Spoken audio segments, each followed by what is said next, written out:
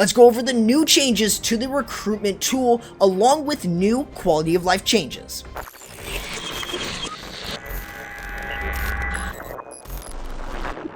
What's going on, my friends? My name's Corrupt. Welcome back to sneak peek number 2 with all of the quality of life changes. We have a lot to cover here, from the new recruitment tool changes, the starter challenges, and other quality of life changes coming in the update. Now, before we jump straight into the information, I wanted to let you guys know that I have a giveaway going on over on my Discord server for a Supercell merch box for Clash of Clans. Make sure, guys, to go ahead and join it. The link to it is in the description below, and make sure to subscribe and ring the bell so you don't miss any of the sneak peeks I have coming up. There are new changes coming to the recruitment tool. To start off, for those of you who do not want to be suggested in the Find New Members feature, you can always go to your settings and you will be able to see clan invites, and you will see this new UI. There are 3 different settings. Unlike before where you were receiving both of these, you can now actually choose whether you want to be suggested or not. This means that you will be able to be in the Find New Member feature. That way clans can search you up. If you decide not to, then you will not be suggested to clans, but you will still be able to receive invites. Players who choose to be suggested will need to confirm that they are still looking for a clan every week. This will prevent you from just staying on that for a longer period of time instead of letting the system know if you still are or not. Now, invites are also getting a change where their expiration date is now going to be 2 weeks. This will prevent players from clicking on very old invites, and thus it's also going to clear up some of the inbox and make it a little bit easier for you to find a more active clan that suits you. If you want to know more about the suggested player feature, you can always check the information box at the top right of the screen.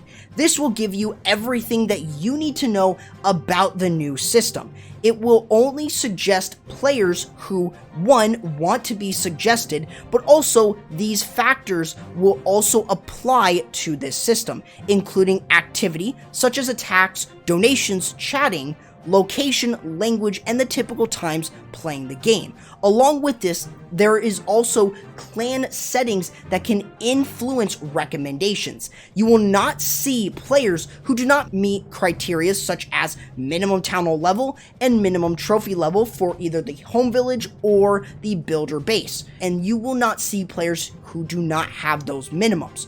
Along with this, changing the clan settings will not immediately change suggestions, so you must be patient if you decide on changing your clan settings. The clan setting is also getting a small addition by allowing you to set your chat language, whether this be English or a different language. This will give players a good knowing of exactly what language the chat is speaking in your clan. Now, if you're new to Clash of Clans between Town Hall 2 and Town Hall 6, you now have access to a brand new pass known as the Starter Pass. This will show up as the Silver Pass icon, and this is always subject to change. That icon could change. However, when you tap this, you will get into a very similar UI, but there is no perk bar, and instead there is only the challenges and rewards. The challenges will increase in the amount of challenges as you reach new Town Hall levels. Town Hall 2 will only have these 4, however, these are always subject to change. Along with this, you will be getting new challenges as you go up in Town Hall levels. Along with this, when you look at the rewards, you will be able to get different things such as gems and gold and elixir at the beginning. This will help you gather gems for new builders, along with as well getting loot, mainly the gold and elixir that you're going to need as you go through. Along with this, you can also reach a point where you can get magic items and also getting stuff such as a Rune of Gold and Book of Building, which is going to emphasize completing these challenges for every single Town Hall level. Now, with the new Town Hall level comes reductions in cost and time. Training times for 3 troops are being reduced. The Ice Golem is going from 6 minutes down to 5 minutes. The Witch is going from 6 minutes down to 4 minutes, and the Super Witch is going from a whopping 20 minutes down to 13 minutes. Wall costs are also being reduced for level 12 and level 13. At level 11, they are only going to cost 2 million, either gold or elixir. Along with this, a level 13 wall is only going to take 4 million gold or 4 million elixir. That way you can actually upgrade your walls now with a little bit cheaper of a cost. Along with this, there are cost and upgrade time reductions for low to mid-level players. This includes Town Hall 2, where you will be seeing an upgrade timer reduction by 60%. That means a cannon that used to take 15 minutes to complete now only takes 2 minutes. Another example is army camps go from 1 hour all the way down to 15 minutes. Along with this, an archer tower is being reduced by 50%, going down to only 15 minutes. This does not apply to faster upgrades like the elixir collector or the barrack that only take a minute and thus do not need this change. Early troop upgrades in the laboratory have been significantly reduced. As an example, the Giant is going down from 1 day and 12 hours down to 18 hours to get him to level 3. Another one is the Wall Breaker, going from 1 day and 12 hours all the way to just 1 day. And the same thing applies with the Wizard and the Balloon. These changes will make it a little bit faster for you to upgrade these troops early on in the laboratory. Along with this change, the Barbarian King and Archer Queen upgrade cost and time has been significantly reduced. For a max Town Hall 9, you will be able to get a level 30 Queen at only 4 days in terms of its upgrade time, and it's only going to cost 65,000 Dark Elixir. This is way different from what we have right now, where it costs about 90-ish Dark Elixir, 90-ish thousand Dark Elixir in order to get her to level 30, and it's going to take 5 days. The same thing is true with the King. It's going to be a little bit cheaper than that, but it would have taken 5 days. However, now it's only going to take 4 days to get a max King at level 30. This has huge implications if you are a Town Hall 11 and below. This means that you will be able to upgrade your heroes much faster than before.